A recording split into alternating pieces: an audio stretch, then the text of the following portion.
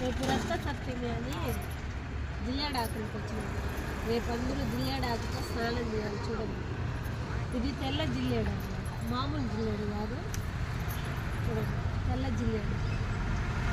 దీంతో మనం రేపు స్నానం చేయాలన్నమాట. తలపైన, భుజాలపైన, కాళ్ళ మీద పెట్టి తల స్నానం చేయాలి.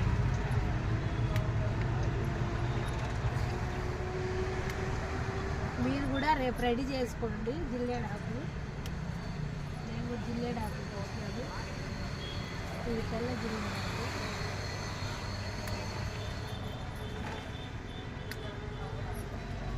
మామూలుగా రెడ్దే ఎక్కువ దొరుకుతుంది, కానీ ఇది తెల్లది.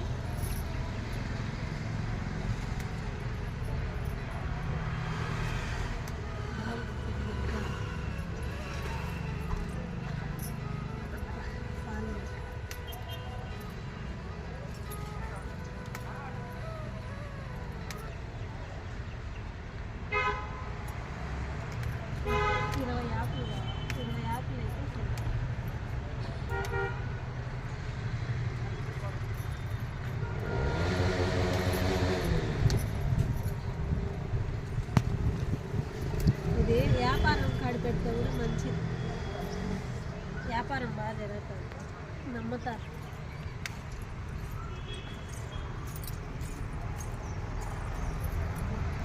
ఎంత పెద్ద